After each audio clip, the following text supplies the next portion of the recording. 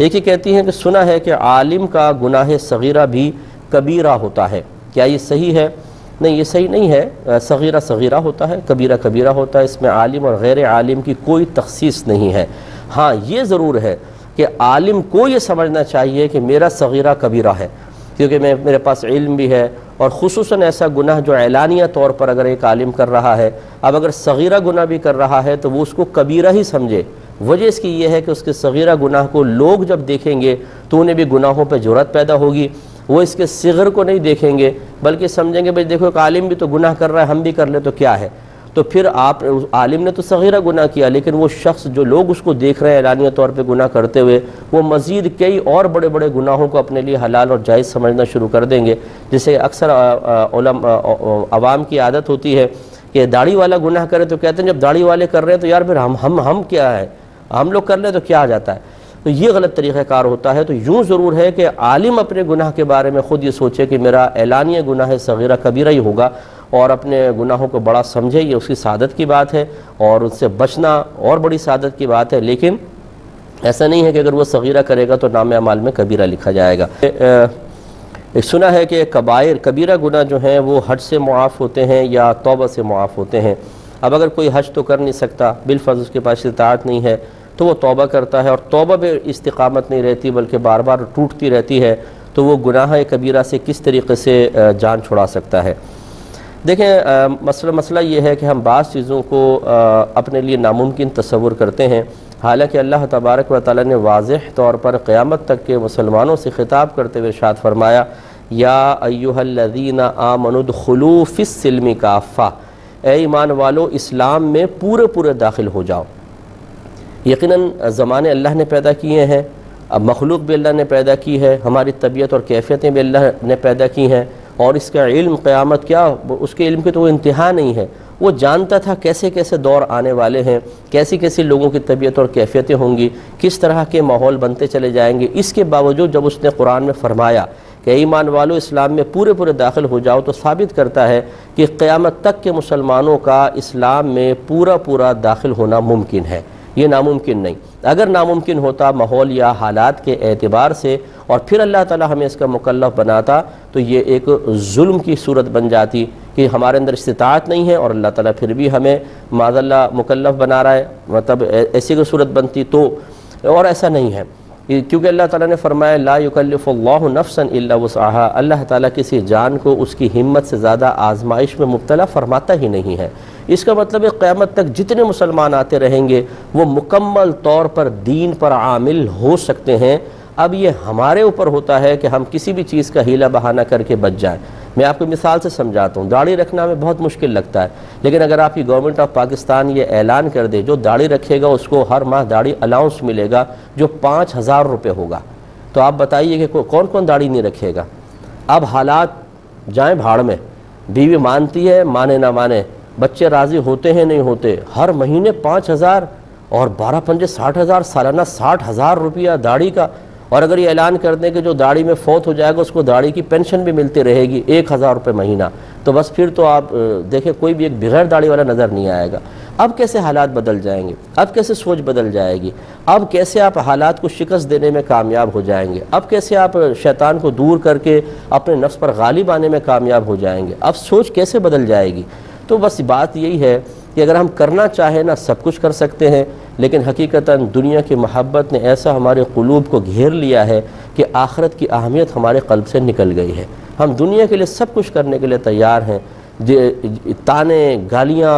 اور ہر طرح کی مشقت برداشت کرنے کے لیے تیار ہیں، لیکن دین کے لیے ہم نہ تانا سننے کے لیے تیار ہیں، نہ کوئی مشقت برداشت کرنے کے لیے تیار ہیں، نہ دین کے ساتھ وفاداری کا ثبوت دینے کے لیے تیار ہیں۔ تو خلاصہ کلام یہ ہے، میں اتنی بات اس لیے کہہ رہا ہوں کہ گناہ کبیرہ سے بچنا کوئی مشکل نہیں ہے، ہمت کرنی ہوگی، ہمت کریں گے تو انشاءاللہ اللہ تعالیٰ سب کچھ آسان کر دیتا ہے۔ تو اصل میں ہم اسی لیے گناہوں سے نہیں بچ پاتے کہ ہم فوراً شکست کو قبول کر لیتے ہیں۔ ہم اپنے بارے میں پہلے ہی یہ مطلب ایک گمان بد اپنے ساتھ رکھے ہوتے ہیں، بدگمان ہوتے ہیں کہ نہیں میں کبھی توبہ و استقامت پذیر نہیں ہو سکتا ہوں، لہذا نتیجہ نکلتا ہے کہ ٹوٹی پھوٹی توبہ ہوتی ہے، اور ہم وہ اسباب اور ذرائع بھی اختیار نہیں کرتے اس یقین کے ساتھ کہ ان کو اختیار کریں گے تو ہم گناہوں سے بچ جائیں گے، وہ اسباب اور ذرائع بھی ہم سے دور رہتے ہیں، اور پھر یہ بار بار توبہ ٹوٹنے کا سلسلہ چلتا رہتا ہے۔ تو گناہ کبیرہ سے اگر آدمی بچنا چاہے، سب سے پہلا اصول ہے ہی یہ کہ انسان علم دین سیکھے۔ نمبر 2، اچھی صحبت اختیار کرے۔ اگر آپ گندی اور بری صحبت کے اندر رہیں گے، بری صحبت میں رہنے کا مطلب یہ ہے کہ تسلسل سے کسی کے ساتھ اٹھنا بیٹھنا، اس سے گفتگو کرنا اور اس کی باتیں غور سے سننا، اگر آپ یہ سلسلہ جاری رکھیں گے تو کبھی بھی انسان گناہوں سے نہیں بچ سکتا ہے۔ اچھی اور پاکیزہ صحبت اختیار کریں، کچھ ہی عرصے کے اندر انشاءاللہ قلب میں نور پیدا ہوگا، ذہن پاکیزہ ہوگا، عادات و اطوار ہماری اچھی ہو جائیں گی، اور ہمارے لیے گناہ سے بچنا انتہائی آسان ہو جائے گا، انتہائی آسان۔ صحبت نیک حاصل کریں، یہ بہت ضروری ہے، لیکن صحبت نیک اسی کی کہ جو مطلب اس لیے میں نے علم دین کو پہلے کہا۔ آج کل بہت سے ایسے حضرات بھی ہیں جو اپنے آپ کو دیندار کر کے پیش کرتے ہیں، اور لیکن آپ ان کے قریب بیٹھ جائیں تو نہ ان کے پاس علم دین ہوتا ہے نہ کچھ، باتیں بہت بڑی بڑی کرتے ہیں، لیکن اس طریقے سے لوگوں کی نہ تربیت کا اہتمام ہوتا ہے نہ کچھ۔ بہت سے لوگ ان کے پاس آ کر چاہتے ہیں کہ ہمیں اللہ تبارک و تعالیٰ کا قرب و وصال حاصل ہو جائے، لیکن وہ اس سے پہلے سے کہیں زیادہ اللہ سے دور ہو جاتے ہیں۔ تو ایسے بھی جعلی قسم کے لوگ موجود ہیں اس معاشرے میں، جو ایک حلقہ احباب رکھ کر لوگوں کو اسی طرح اپنے دامے تصویر میں لے لیتے ہیں، اور پھر ان کی نہ اصلاح ہوتی ہے نہ کچھ، بس ہمارے ساتھ وابستہ رہو، ہمارے ساتھ اٹھو بیٹھو، اور انسان کے اندر کوئی تبدیلی نہیں آتی ہے۔ اور یہ انسان کا دل خود بخود بتا سکتا ہے۔ بہت سارے لوگ ایسے ہی جعلی قسم کے لوگوں کو جوائن کر کے رکھتے ہیں، ان سے پیچھے نہیں ہٹتے، حالانکہ اپنے ضمیر سے سوال کریں، اپنے دل سے سوال کریں کہ کیا یہ شخص جو اعلانیہ طور پہ گناہ کر رہا ہے، جو نافرمانیاں کر رہا ہے، جو شریعت کا مذاق اپنے ایک طریقے سے اڑا رہا ہے کہ مریدین آ کے سجدے کر رہے ہیں، عورتیں بغل میں بیٹھی ہوئی ہیں، کسی کو اپنے سینے سے لگا رہا ہے، کسی کے سر پہ ہاتھ پھیر رہا ہے، اور یا ان کے ساتھ ناچ رہا ہے، بلکہ اس طرح کے آپ یوٹیوب پہ حرکتیں بھی دیکھیں گے، اور اسی طریقے سے بلا پردہ براہ راست عورتوں کو سامنے بٹھا کے گفتگو کرنا اور ان کی طرف نگاہیں جمانا، چرس کے سٹے لگانا، یہ چیزیں نظر ہی نہیں آتی لوگوں کو۔ کہتے ہیں کہ نہیں جی بابا بہت پہنچا ہوا ہے، تو یہ بہت پہنچا ہوا ہے واقعی کہاں تک پہنچا ہوا ہے؟ بس وہ لفظ بولوں گا تو پھر ناراضگی ہوگی۔ ایسے لوگوں کے پاس آپ سینکڑوں سال تک بھی بیٹھے رہیں، عمل میں کوئی تبدیلی نہیں آئے گی، بلکہ دل میں اتنی کثافت اور سختی آ جائے گی کہ اس کے بعد پھر کوئی بات دل پر اثر نہیں کرے گی۔ اس لیے ہمارے بزرگوں نے فرمایا کہ اگر آپ ایسے شخص کی صحبت میں نہ ہوں، گناہ گار ہوں، تو یوں ہے جیسے کہ آپ سو رہے ہیں، ایک ٹھوکر ماریں گے تو ایک دم ہڑبڑا کے اٹھ جائیں گے بھی کس نے ٹھوکر ماری، لیکن جو ان کے ساتھ وابستہ ہو جاتا ہے، پھر سمجھ لیجئے اس نے گویا کہ شراب پی لی ہے اور یا ہیروئن پی لی ہے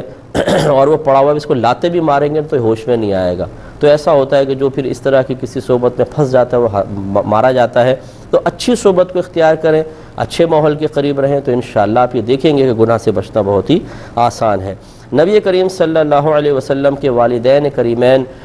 ہمارے نزدیک، ہمارے علماء اسلام کے نزدیک بالکل مسلمان تھے اور موحد تھے، اللہ تبارک و تعالیٰ کی وحدانیت کا اقرار کرنے والے تھے۔ میرے آقا صلی اللہ علیہ وسلم کے آباء و اجداد میں آدم علیہ السلام سے لے کر سرکار تک کوئی کافر نہیں رہا، سب کے سب مومن اور مسلمان رہے ہیں۔ اور انشاءاللہ عنقریب جب میں نبی کریم صلی اللہ علیہ وسلم کی ذات اقدس سے متعلقہ عقائد آپ کی خدمت میں ذکر کروں گا، تو میں اس بات کو انشاءاللہ بالکل دلائل کے ساتھ، قرآن و حدیث کے دلائل کے ساتھ ذکر کریں گے کہ سرکار کے والدین کریمین بالکل مومن تھے اور انشاءاللہ وہ جنتی ہیں۔